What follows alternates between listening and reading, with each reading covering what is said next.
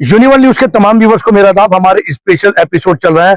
जिस तरह से औलादें अपने माँ बाप की बेरुमती कर रही हैं, कहना नहीं मान रही है, यहाँ तक के बुजुर्गों के जो हालात हैं कई जगह बस से बदतर हैं। इसी पे लगातार यूनिवर्सल न्यूज के एपिसोड चल रहा है। जो मेरे साथ मेरे खास मेहमान आज जुड़ेंगे, सलीम बेग साहब RTI एक्सपर्ट हैं और रिसर्चर हैं, और उसके साथ साथ मेरे साथ जुड़ेंगे जावेद सिद्दीकी, सोशल एक्टिविस्ट है। उसके साथ साथ मेरे साथ जुड़ेंगे कुलदीप कैशव जी, सोशल एक्टिविस्ट हैं, उनका साथ हमारे साथ बना रहेगा। तो आइए चलते हैं, तमाम लोगों से गुफ्तगू करते हैं कि आखिर समाज में जो रिश्ते बिखर रहे हैं, जो कल्चर खत्म हो रहा है, जो माँ बाप की इज्जत खत्म हो रही है, जो पूरा सिस्टम एक माशरा दाग दाग तार तार हो रहा है, क्यों हो रहा है, इसी पे तमाम लोगों से चर्चा करते हैं। तो आइए गुफ्तगू करते हैं सीधे अपने मेहमानों से।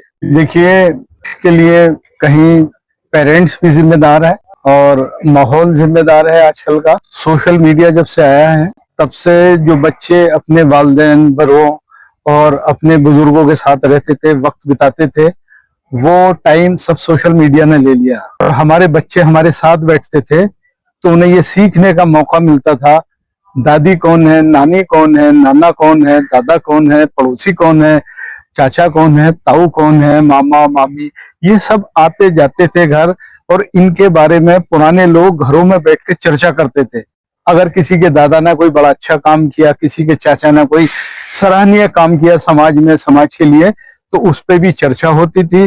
फिर उसी बीच में पानी भी आता था, चाय भी आती थी। जब कोई दूसरे मोहल्ले के लोग आते थे तो उनके लिए सराहना छोड़ा जाता था, चारपाइयां हुआ करती थी और बच्चे बड़े अदब के साथ खड़े रहते थे।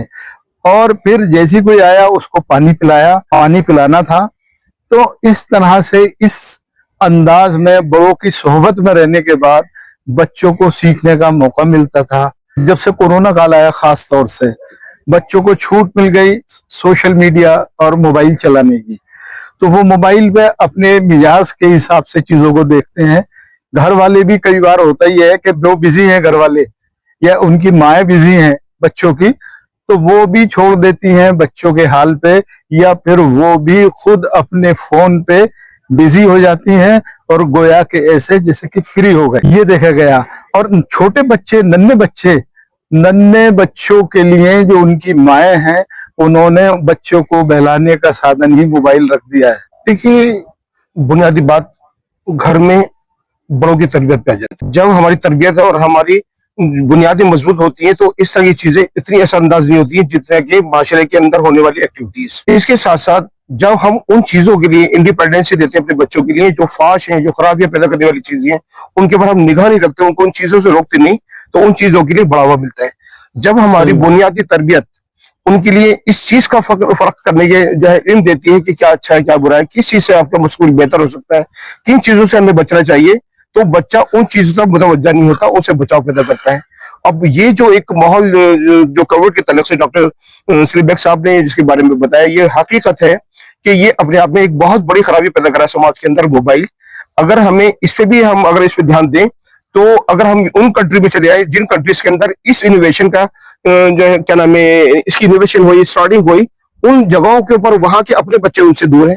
गवर्नमेंट और तमाम सोशल ऑर्गेनाइजेशन से दरख्वास्त है कि वो इसके ऊपर आवाज उठाए, संजीदगी आवाज उठाएं कि अगर इन चीजों को वक्त से पहले हम बच्चों के हाथों में दे देंगे और ये क्राइटेरिया नहीं तय करेंगे, तो समाज में से बहुत बड़ी खराबी पैदा हो रही है। उनके जहनी तौर से, उनके डेवलपमेंट के एतबार से, उनके लिए जो होने वाले इसके रेस के नुकसान आते हैं, उससे किस कदर इस पर नुकसान पहुंच रहा है, हम इस पर ध्यान देना होगा।